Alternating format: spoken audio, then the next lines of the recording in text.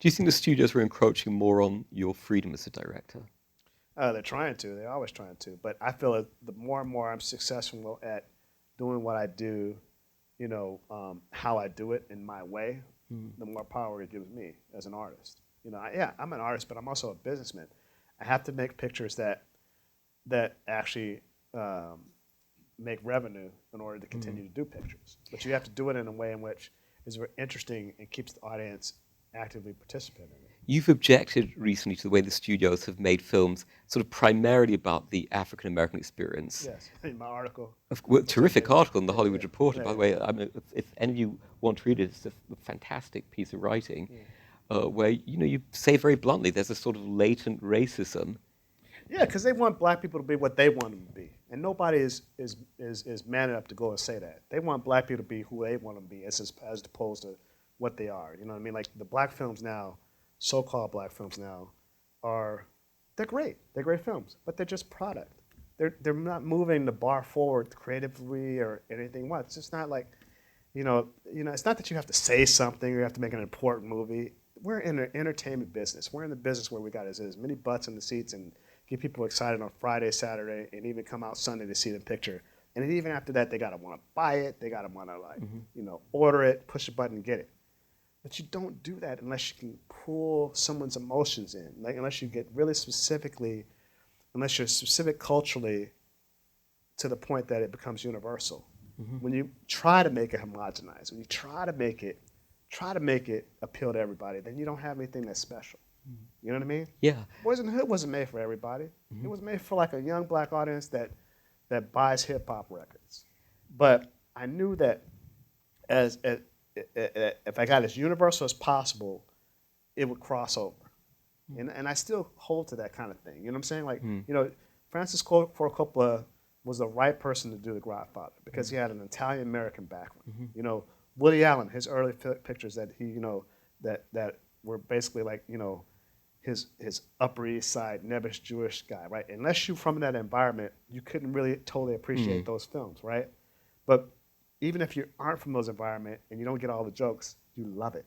You know what Yeah. I mean? Because it's taking you I, somewhere. I, I see what you're saying. You see what I'm saying? In, So what? This yeah. is my point. Uh-huh. So they have these pictures that everybody's so interested in black culture, which they have been, since whatever, since the minstrel age, since the jazz age, since the early days of, of blues and which begot rock and roll.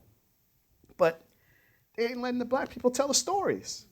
You're like, okay, we're gonna take your stories, but you know what? You're gonna go starve over here, and we're not gonna let you get a job. You know what I mean? But we're gonna So take why your story not? Why are they not letting? You see, they meaning the because they're studios. because the so-called liberals that are in Hollywood now are not as good as their parents or ancestors.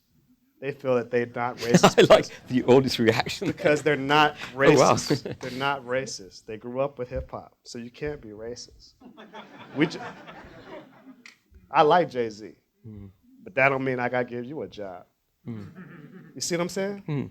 And so I don't want to say that to be mean or anything because I'm working, but I'm not being mean about it. I'm just being pointedly thing about there's a thing of like there's people that do it very, very well. Taylor Hafford did a great job on Ray. You Mm. know what I'm saying? Mhm. Whatever anybody wants to say about Steven Spielberg on The Color Purple, he rocked it. That movie you can watch it here and there and everything. You can watch what Brian Helgeland did on 42, right?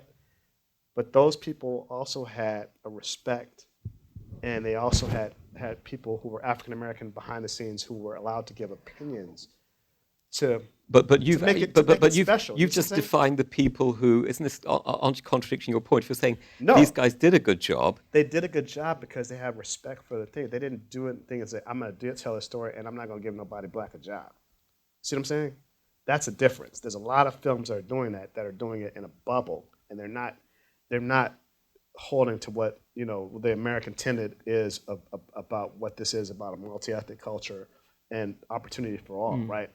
It's not that I'm saying, oh, you're of a different background, you can't do this thing. I'm saying that if you're going to do it, have enough respect, like the people who have done it successfully, to bring other people in Mm. that can help you tell your story in a good way. See what I'm saying? There's stories that I want to do. Not all the stories I want to do have African Americans in them, which I've proven, right? Mhm. Yeah. But if I'm going to do something that is different, you know what I mean? Say I want to make a movie about, the first Australian immigrants when they took all the convicts and they threw them off to the barren land. I'm not just going to go over there and say, I know y'all story. I'm going to tell it my way. You know what I mean?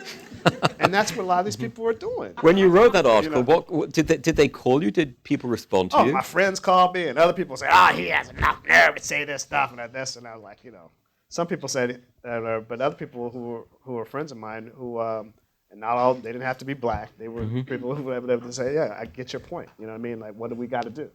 You know? And so the answer is what? How do you change that? So here's the problem. How do you change it? If you're doing a story that is African American themed, you have to have black people on that can give you advice that are not insecure enough. They're not just there to show their damn face. That actually can challenge and say, hey, listen, maybe you should think about this. In the development process, get you know what I'm saying, that kind of thing. I just don't like I do, but I feel like I don't think you're addressing the real problem, what which is that if you look at the ranks of studio executives, that you doesn't matter can't anymore. No, find. no, no. See, that Well, doesn't let me matter make anymore my point so they because can it hear doesn't it. matter who runs the studio anymore.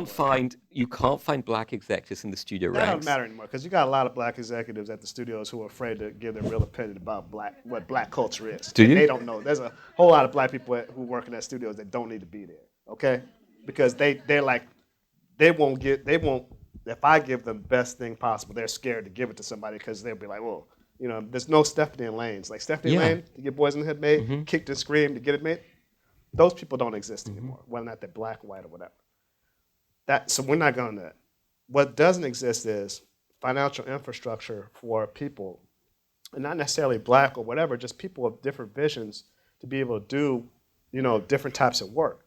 And I think that because films are being made in a different vein now, there's not just a committee of people making them at the studios.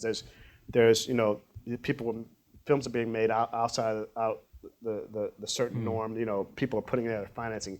That's a liberating thing. You're going to get more different types of stories made. You get, a good example, person who happens not to be black, but Ben Zeiken, who did Beasts of the Southern Which I Wild. loved. Yeah. That never would have been made if it hadn't been made in that model. You know what I mean? That could never have been made in the studio. 12 Years a Slave could never have been made in the studio model. So I mean, like Except the problem is that those financing companies making they're making more conscious provocative. decisions Those companies are closing. They're not around anymore. well, no, but they're making conscious decisions to make different types of films, and both of those films are very profitable. But the companies are not the focus features, the Paramount Vantages. They're not around anymore. No, but they don't have to be around anymore. But there are people who are, if they can look at the success of these pictures that looked at one point on paper that they were obscure films that never should have been made, that are art films, like a Hustle and Flow that turned in like damn near $80 million in revenue. You know what I'm saying? For $5 million investment, or A Beast of the Southern Wild, which sold all around the world, or 12 Years a Slave, which didn't make a lot of money here, but it's made $140-50 million around the world. Anything can be made. Anything can be. You can't tell. Oh, you can't go make that movie. You know. So I agree. that's my attitude.